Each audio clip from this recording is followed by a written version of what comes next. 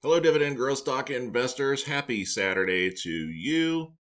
You got Colby, the DGI crab here, and I like to announce dividend increases that take place over the week with a Saturday video. These are usually quick videos where I'm sharing some good news with y'all, and every single Saturday since the channel launched in mid-June, I've gotten to do one of these. So we've got another dividend increase keeping a streak alive, and I'm going to keep a streak alive of dividend increase announcements as well. So, hey, we've got Altria Group, one of the great income producing stocks for the DGI Crab Tier 4 investors aged 54 and up. If you are looking for current income, qualified dividend income, by the way, very tax advantaged, then Altria, in my opinion, is a great choice if you can get it cheap.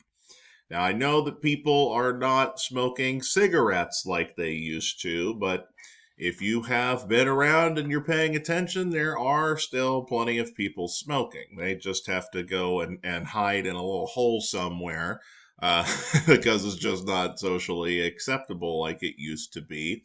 But hey, Altria Group, we got a dividend increase of 4.1%, which is great for a stock that typically yields anywhere from 7 to 9%. That's usually the range it about falls into.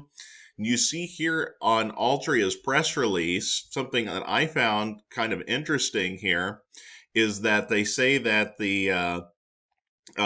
today's dividend increase is consistent with our progressive dividend goal that targets mid-single digits dividend per share growth annually through 2028.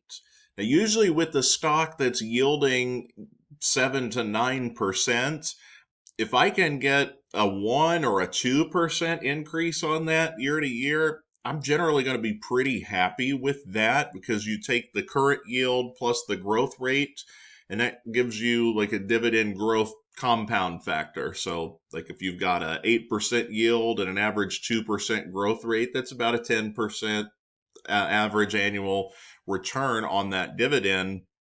But if they're targeting in the mid single digits, so if they're more looking like 4 or 5% a year, then that gives them quite a compounding ability on a really high yield. So can they continue to do that? Well, if we look over here on Seeking Alpha, we could take a look at some of the numbers here. Altria, a massive company, just shy of $90 billion by market cap. If we look at the dividends tab here, they are yielding with the increase. They're yielding about 7.5%. Got that long 50+ year growth rate. Their dividend increase is right in line with their 5-year growth rate, right around 4%. So they've been doing that pretty consistently lately. Payout ratio just under 80%, which is a bit high, but for a tobacco company, it's actually not that bad. And here's the thing with tobacco companies, you guys. It's not so much about how many people are still smoking cigarettes. I think people get lost in that idea.